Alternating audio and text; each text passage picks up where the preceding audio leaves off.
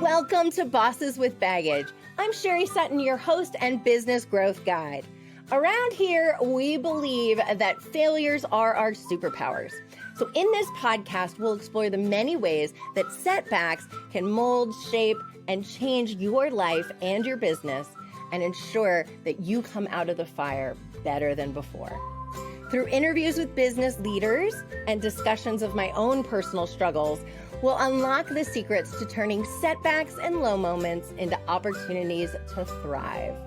From approaching your business with a servant's heart to getting comfortable with being the face of your brand, each episode will be a safe, judgment-free zone to reframe the concept of failure with honesty, empathy, grace, and a whole lot of laughter. So are you ready? Let's go.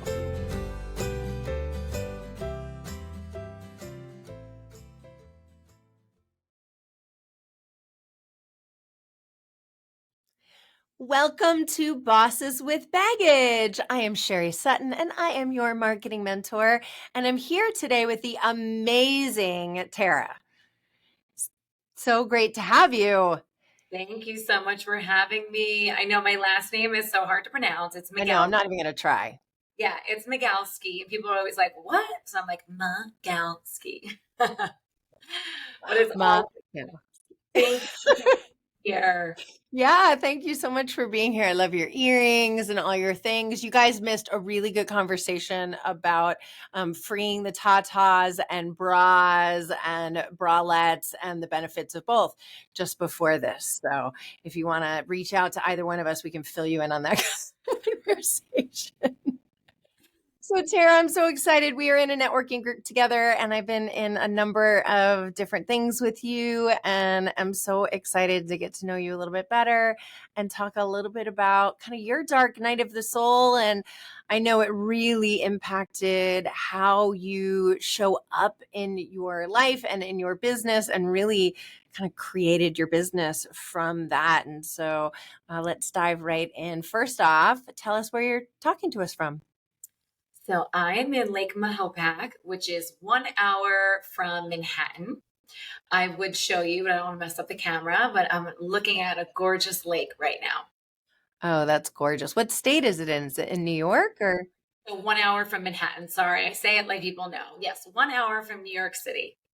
I grew up an hour and a half from New York City in Connecticut, also on a lake. So that's why I was asking. Oh, where? Yeah, in north of Danbury. So a small town called Sherman. So all my Shermanites out there, here's to you. All right. So good. Oh my gosh. Well, I maybe at the end we'll turn your camera around and we can see the lake. Yeah. All right. So tell us a little bit more about you and then tell us about your dark night of the soul. We'll just dive right in. Oh, goodness. All right. Well, let's just dive right in because it'll kind of give you the chronological, overview. So I was born and raised about an hour outside of New York City in the Hudson Valley. And I was in New York City doing my thing. I graduated college. I was working in television and I was working at ABC Studios for Who Wants to Be a Millionaire. And I was just crushing the game of life, living, loving, laughing my way through New York City. I was there for 18 years and I was acting at the time and I was in films and things were going great. I was in my early 20s. And then I had my spiritual awakening moment, which was my mother passed away suddenly from a combination of prescription pills. So I was getting ready to move to LA and I get a phone call out of the blue, 2008, that my mother had passed. And my mother was my best friend, my ride or die, literally my soulmate. And so you can imagine I was only 27 at the time. My life kind of just turned upside down and reevaluated everything. What am I doing in the world? I was going to move to LA because I had a movie in theaters and I was like, you know what? I can't do this. My family really needs me. I need to stay back home. I need to be there for my sister and my father, my aunts. So I just had this huge awakening of, okay, my life's going to turn around and I'm no longer going to be doing all these things that I've been doing for the past, 7 years. So it was a couple years. I went back to school. I got a nutrition degree and I was learning a lot about life coaching, dug right into my spirituality, and was spending some years really just finding myself. But it was really in this moment. It was about maybe like 8 months after my mother died in 2008. I was on the floor in my apartment building on the Lower East Side in Manhattan, and I was depressed. And I was, definitely suicidal thoughts. The reason I went to nutrition school shortly after that was because I wasn't eating. I had no appetite for life. I was depressed. I wasn't eating. So it was physically manifesting my grief. So I was on my hands and knees in New York City in my apartment. And I was like, listen, I don't want to do this game called life. Like, God, universe, whoever you are, like, this is my dark night of the soul. Like, this is my crying out. Like, what am I here to do? If I don't know what I'm here to do and I don't know what my purpose is, or like something bigger than myself, like, I'm good. Like, I'm feeling too devastated to even go on. I mean, at that time I was having crazy thoughts. I was having thoughts like I would, in New York City, I would think these things like walk across the street and don't look both ways. Who thinks these things? Like, those thoughts were coming up. And that's when I knew, okay, I really got to take care of myself. So that's really was the catalyst. But it was actually in the moment that I was asking and praying on my floor in the apartment, I heard divine lifestyles. And I heard this whisper in my spirit. And I was like, wow. And it was amazing. And I felt like this, it was very outer body. I felt like I was on my hands and knees, literally, right? So then I'm being lifted up off the floor. I feel like this presence of love, like surrounding me and like kind of guiding me up off the floor. And it was just like this divine download that I know now, divine lifestyles. And I was like, okay, what is that? That I didn't know what it was, right? I just got it. I was like, okay, so this is going to be something that so I went, back to school. Did a nutrition degree. I was doing life coaching, and I did that business, and I was helping people who were really struggling with depression and doing a lot of public speaking on mental health, and so weaving that into my work. And, I got a little bit burnt out. I mean, remember, this was now in 2010. Got a little burnt out. Launched my podcast, had my, did all this stuff, was doing a lot of corporate wellness programs, but I was feeling at like around 2016, about 6 years in, I gotta take a pause because I felt like I had more work to do. I had more work to do on myself. I had more discovering of what it was that I truly wanted to bring into the world. I didn't want to just help people lose weight. I didn't want to also just be a life coach. I really wanted to help people transform in a much larger way. So I, of course, dug back into my studies. I worked in corporate America because I was doing corporate wellness programs, and I was working, I was working at Goldman Sachs. And I was going down this path, I still had my company on the side, but I was kind of like putting it a little bit on the back seat while I was focusing on more events. I was doing a lot of big events. I worked in the Super Bowl. I had a TV background. So I was kind of like always moving and shaking. It wasn't until COVID that I decided that I really needed to go back to divine lifestyles.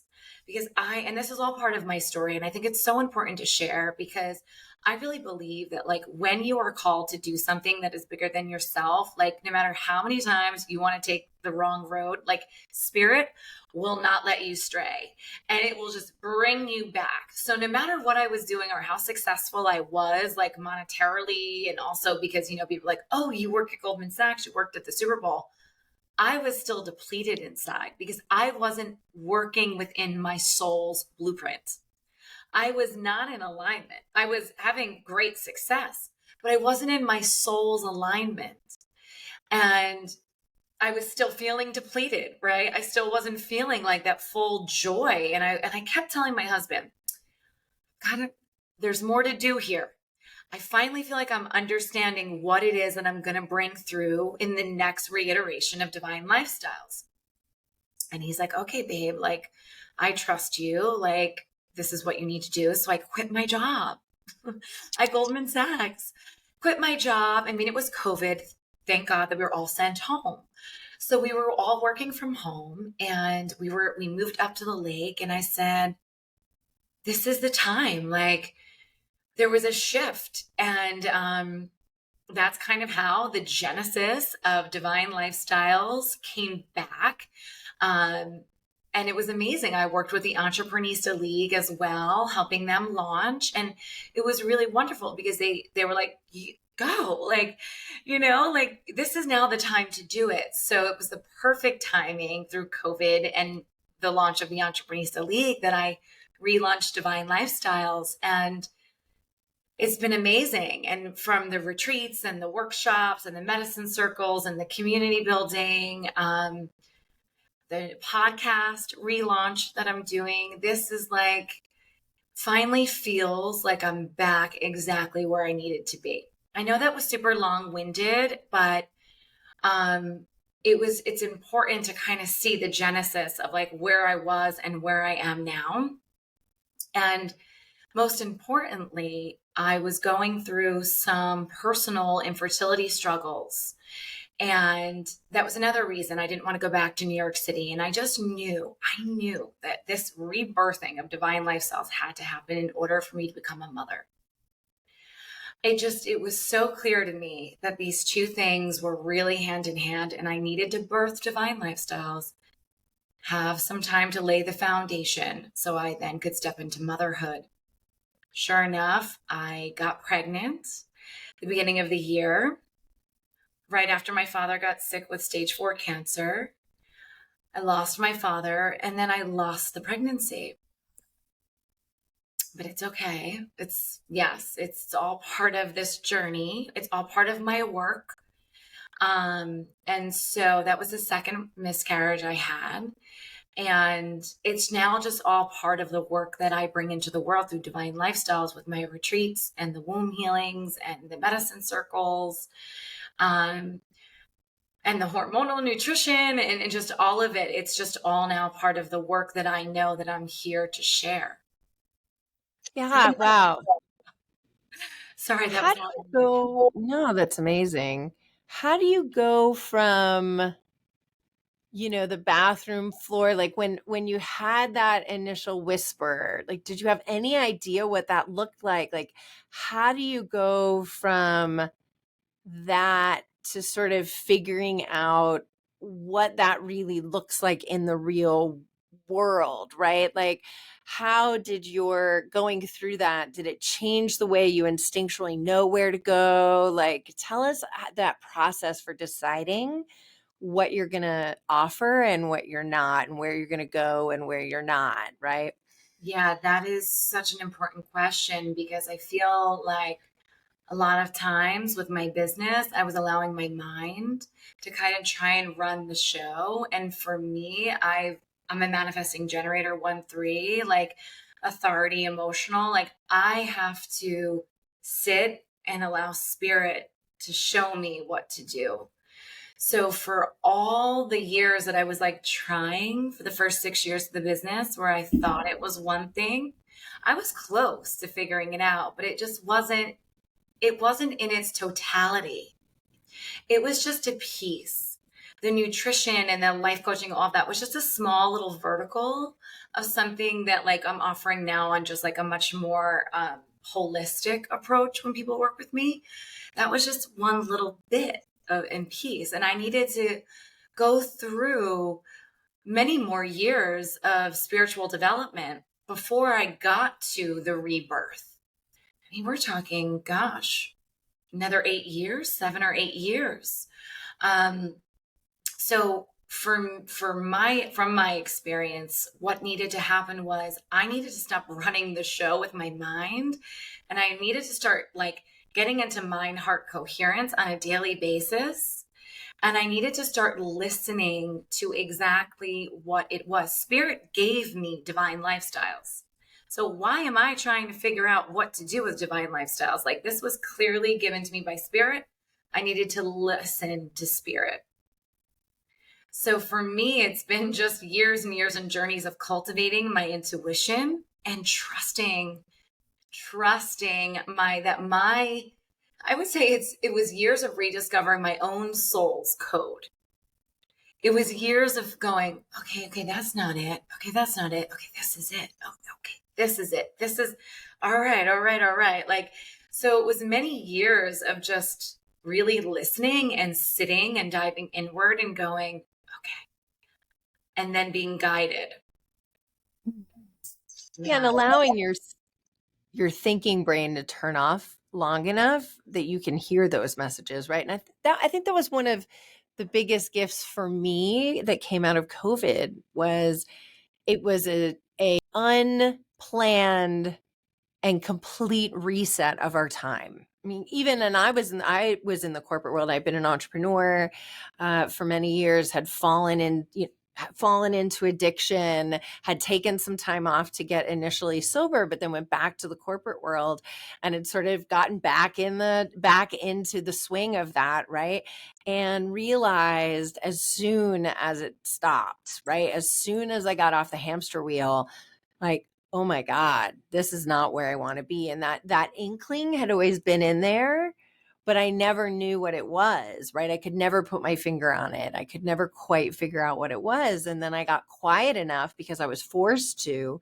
And I think that's why we've seen such a big boom of entrepreneurship since COVID, because so many people finally stopped long enough to say, oh, this is what my soul's been calling me to. Right. And I think it was such a gift, as tragic as it was such a gift for so many people because it allowed us to get quiet enough. So what are some of the modalities that you use to get quiet? Yeah, so I have something and I'd love to share with the audience. It's free. So it's a free video series. It's called the Divine Daily Practices. It's on my website. And it's something that like saved my life. I mean, literally, I get up every morning and I do breath work. I tap in through my body because I gotta turn this off. Mm-hmm. This wants to run the show, right? It wants to get, I have like OCD and I'm a control freak, right? So like I'm a Virgo type A, like legit crazy. So I've got to turn this off first thing. Another thing I just started doing is no cell phones at all in the bedroom ever.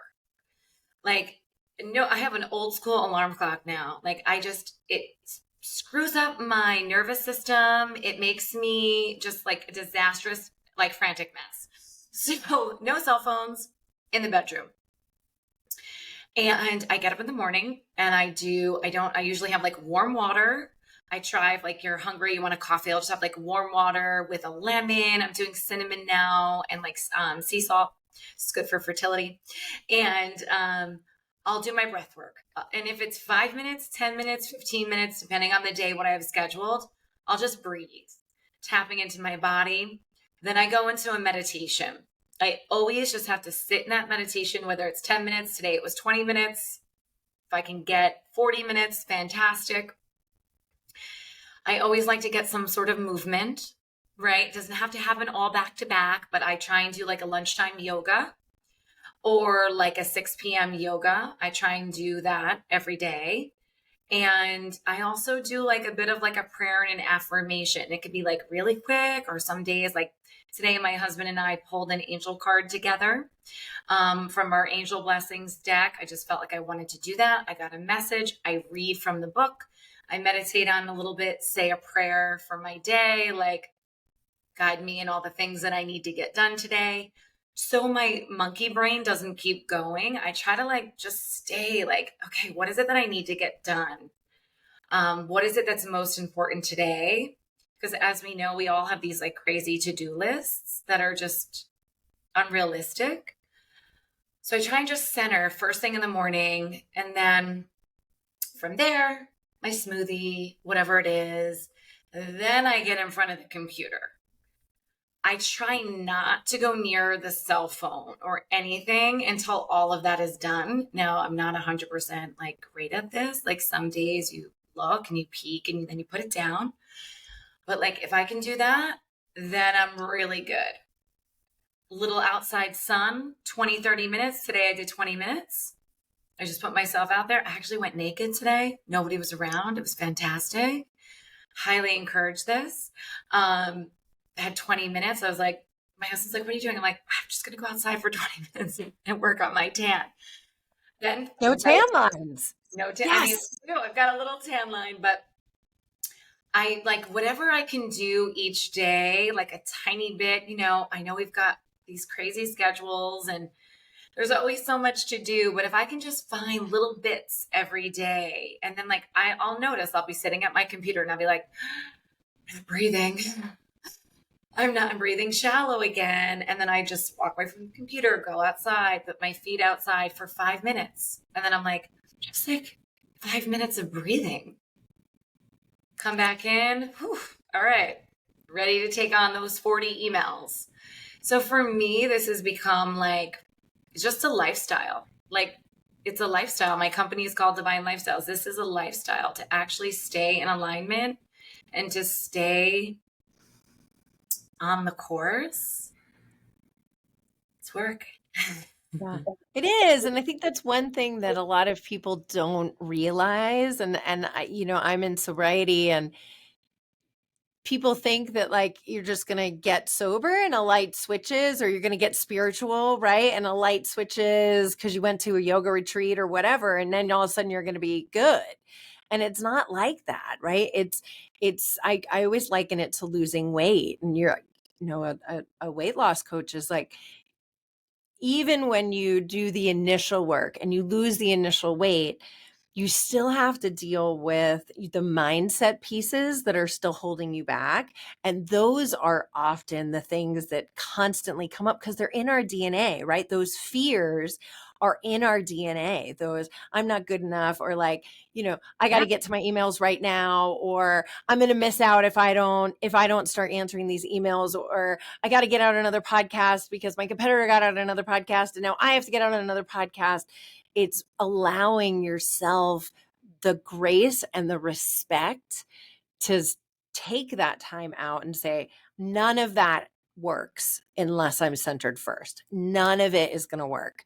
And so, kind of forcing yourself to take that time, but seeing it as something that isn't going to just come naturally. Like, I don't wake up. I have a similar morning routine. I don't wake up and be like, oh, right? No, I have to be like, okay, fine. I won't touch my cell phone. I mean, it's, yeah, you still have to, there's still some work into it. The benefits of it are really wonderful, but I'm so glad you said that, is that it still takes work, because I think we forget, or we see people like you who live such a spiritual life, or are very centered, and we're like, oh God, look at them. We're like, yeah, well, that's because I took an hour and a half this morning to calm my crazy down so that I can get a little centered, so that I can be of service to the world. Right. And I'm glad you were talking about stopping throughout the day. I had another recording just before this and was feeling a little, you got to just move your body to get out the energy, but it's like 107 degrees here. So I'm not going outside today. So just like, I'm in my office and I just started doing let's just do some spinal movement, right? Let's just move around, do a quick down dog. Nobody's in here. It's fine. Right. And that just, reset me in time for this. Right. And it just 3 minutes. I shake a lot. I shake, I twist, I move, that stuck energy, like this stuck energy being at the computer, like it happens to all of us. And I'm like, oh my goodness, like, what am I doing? And you know what? It is such a work in progress, as we all are. And, that's just, your life. Like, that's life. It's funny you were saying, like, I'm taking myself on a retreat as a participant.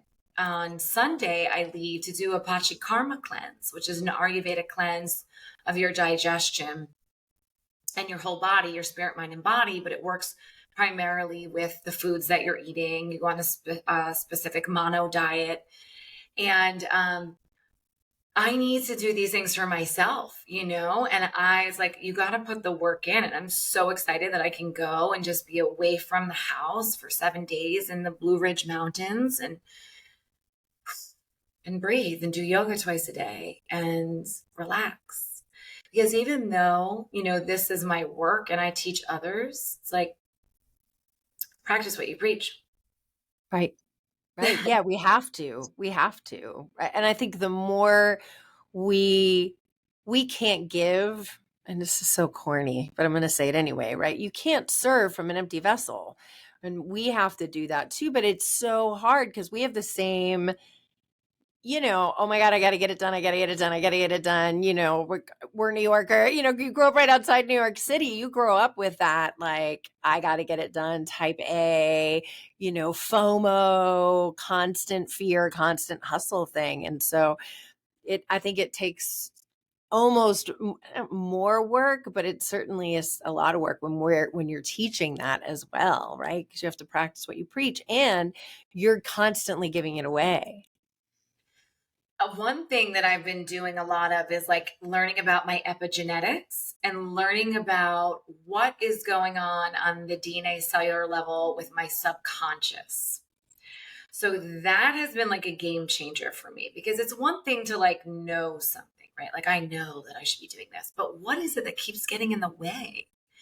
What are those thoughts that keep coming and like pesky little buggers that keep knocking me off the course?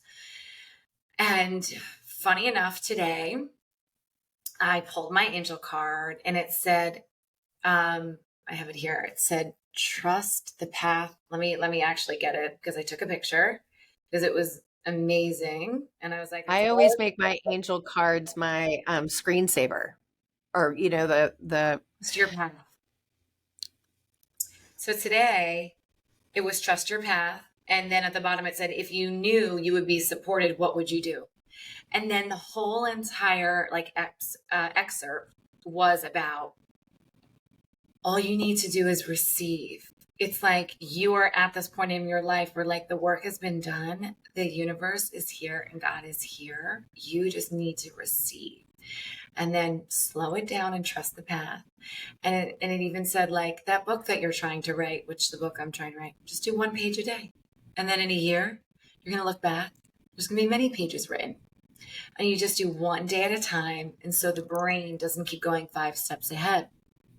So all these little tiny things that I do, these practices, are so vital to my everyday existence.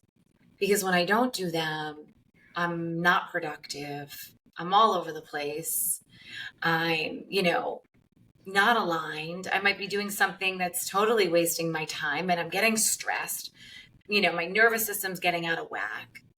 And then, another really important thing is like, for me with my work is like nutrition. And like, it's not just what you're feeding yourself internally. It's like, what are we feeding our mind, our thoughts, and our body? So it's a lifestyle. Mm-hmm. And what thoughts that naturally come up are we allowing ourselves to entertain, right? Which of those, because I think that monkey mind never goes away. And so there'll always be things that come. There's always fears. There's always, oh, I gotta, right? But which ones of those are we going to allow to entertain, right? The train is going to keep coming through the station. We get to choose whether or not we're going to get on it or not. Yep. Right. So tell me a little bit more about, I know you do retreats and so forth. So kind of tell me how this work is manifesting itself in your business. Yeah. So yes, I have an upcoming retreat in Mexico, in Tulum, on November 8th or the 13th. It's called Transcendence, Remembering Your True Essence. And it's a women's retreat. And it's all about how we can transcend our trauma. So it's about how our trauma gets stuck in our body. So we're doing a lot of somatic practices to just move things through our bodies, and also sitting quietly with our bodies and listening to what is coming up. So we'll be doing all sorts of beautiful things from like a temescal, which is a traditional Mayan. It's called the House of Heat. We'll be doing womb healings. We'll also be doing breath work and plant medicine journeys. And it's really all about just immersing yourself into nature and figuring out, actually, it's not figuring out, it's just a remembrance. It's remembering, who are you when you don't have the monkey mind? Who are you when you're not attached to the emotions of sadness, of pain, of grief? Who are you, when you can transcend all of that and you can just sit quietly, allow things to move through you and let them come through you so they're no longer stuck in the body. So it's going to be a lot of like hands-on healing as well, yoga, and just time to really reflect on what it is that we all are just kind of wanting to know about ourselves, right? I always think that it's so important to take that time. That's why I'm taking the time next week, just to see what needs to come through each of us at this particular time and moment in space. So I really want to give the opportunity for the participants to have that time to really allow things, shake up the things that are stuck, move through them, release them, and then see what comes through as they step into the next phase of their life. So that's one thing. So I love doing gatherings that have some sort of element of that type of work. And I do monthly workshops here at the lake. So they look different. They could be plant medicine journeys where we use a lot of breath work and a little psilocybin. And we'll do some sort of like somatic practices and dance. And then I also sit in medicine circles. So just invited in to do different things, whether it's sound healing, breath work, a little Reiki, aromatherapy.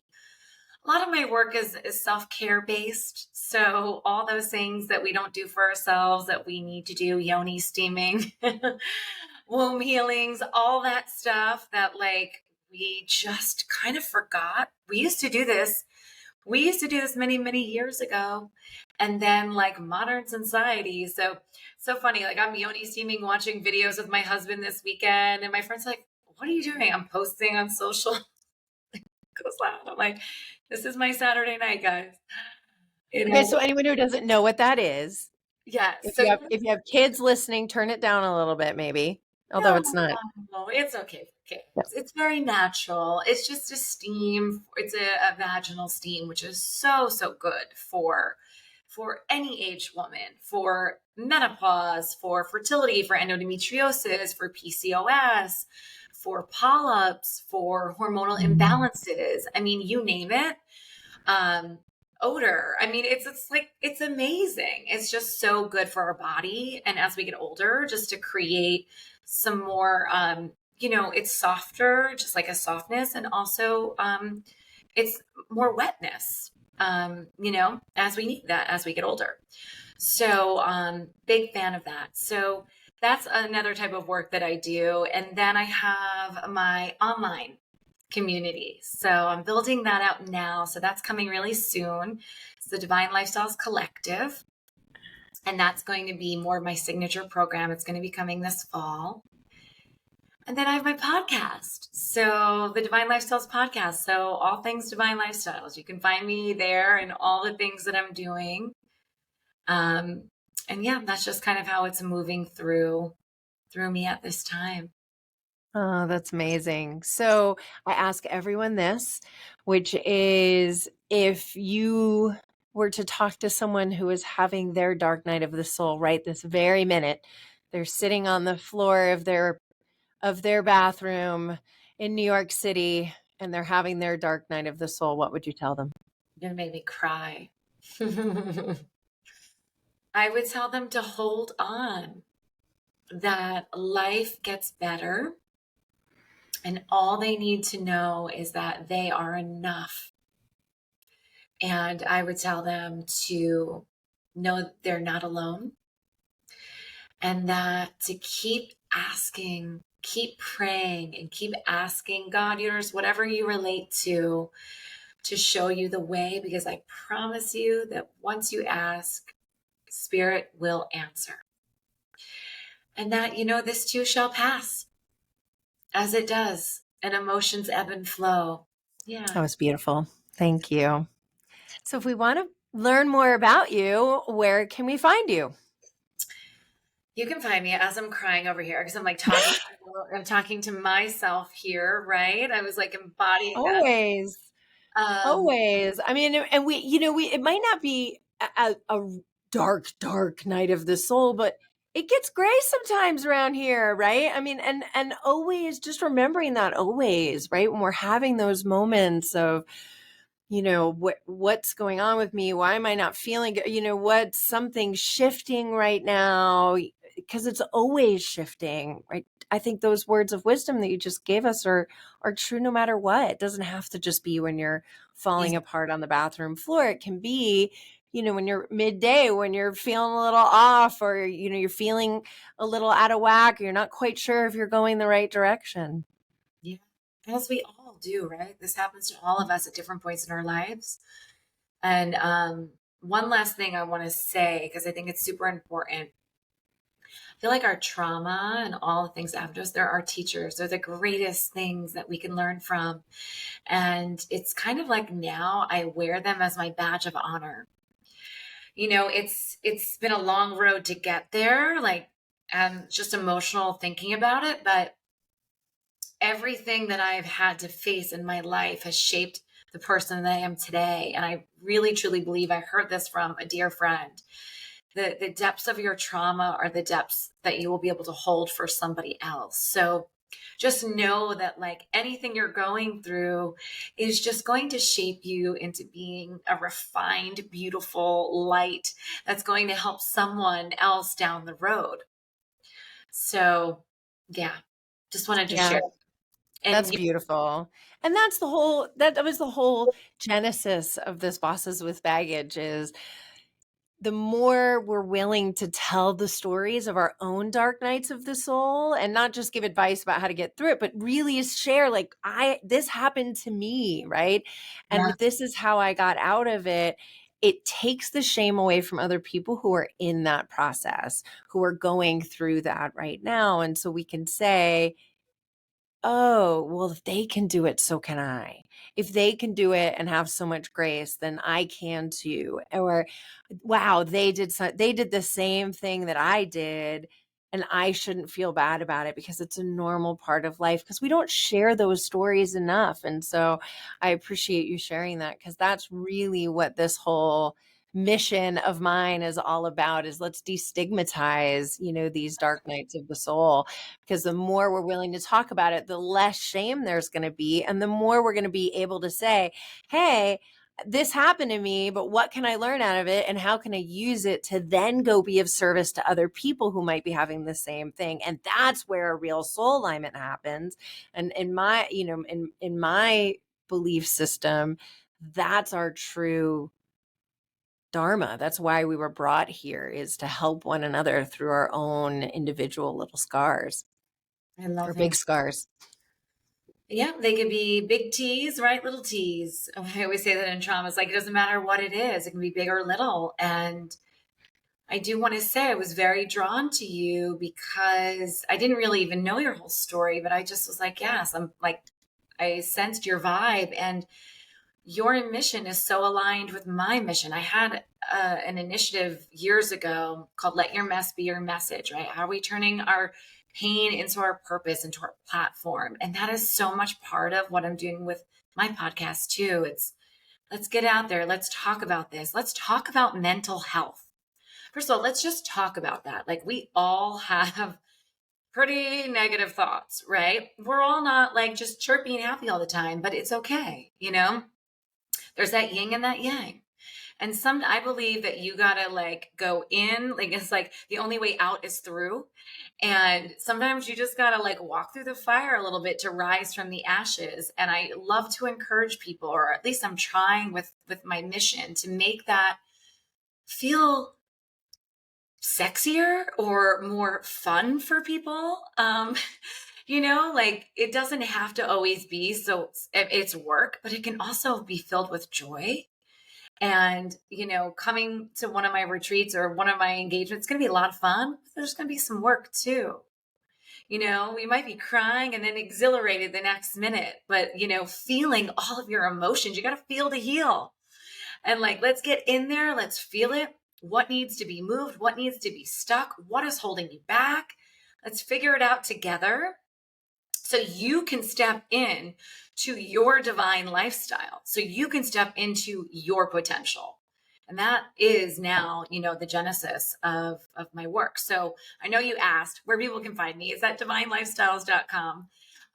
Or on Instagram, I have at Tara Magalski, which is linked to at Divine Lifestyles. So online, Divine Lifestyles.